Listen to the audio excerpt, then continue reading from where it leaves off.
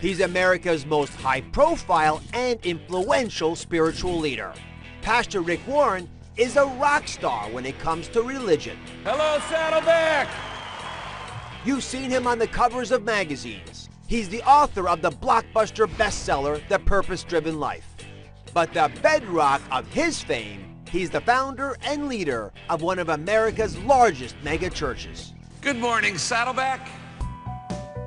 Rick Warren may be a beacon for millions, but like so many of us, he has battled his weight for 30 years.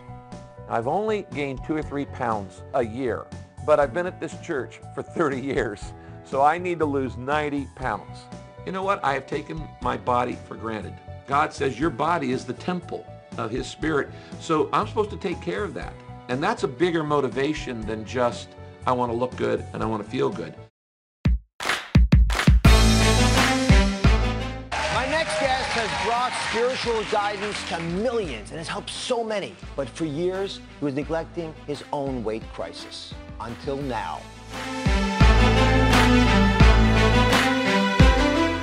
This project has made me realize that faith could be the key to mobilize our nation's fight against obesity.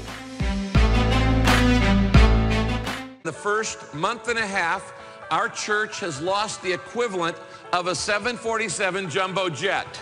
I cannot help people with their health problems all around the world and A, ignore my own, and B, ignore those in my church. Because Rick's program is about being truthful to your body and to your soul. That's right. He's been called the leader, he's been called the minister. You've done that for millions of people over and over again. But you couldn't help yourself. Yeah. Couldn't help yourself in your own weight crisis. Did you feel like a failure? You know, Dr. Oz, I think every mother watching would understand this. I was so busy helping others, I wasn't helping myself.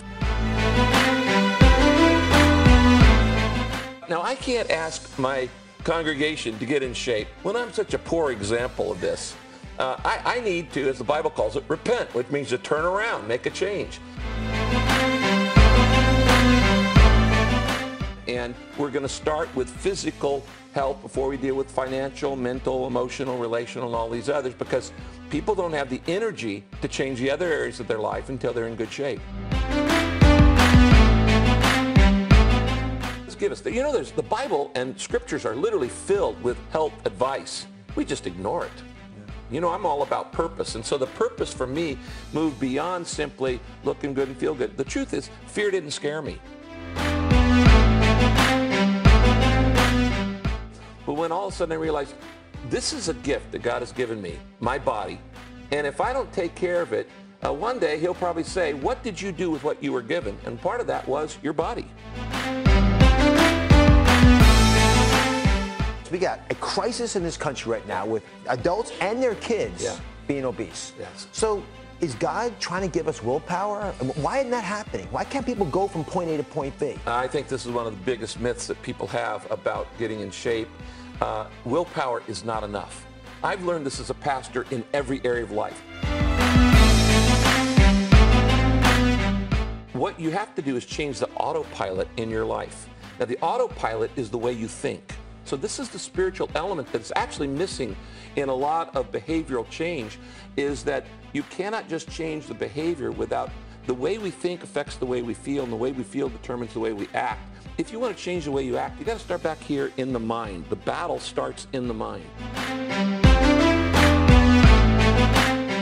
Why are weight loss groups so important? How do they help you lose weight? Yeah, well, we're made to get well in community. Well, God wired us to need each other. You know, actually in the Bible, there are 58 one another's. It says love one another, care for one another, help one another, serve one another. It is the mutual service to each other. And so that's why we emphasize the importance of group. And you say, well, who do you get? Friends. People you hang out with. Anybody. Neighbors, friends, family, people from church, people you play soccer with, your kids play soccer with. And they share results, They share support. Some of them actually measure themselves and take in numbers. They know your 5 right up front, all of that kind of stuff. Sometimes they cook together. They share recipes together. Sometimes they walk together. They pray together. It's a building life together in community. It's not rocket science. It's not rocket science. All these things, you know, see my kids grow up, love my body, energy. Give me some more of that so I can do the things I love to do in life. If you don't have a goal, then you're headed nowhere. All right. Because I said I was going to lose 90 pounds this year. Right. So, Pastor Rick Warren, when I met him 2 months ago, he weighed 290 pounds. That's a manly man. Manly man. Today, you've lost, what's the number? 26 pounds. 264 pounds.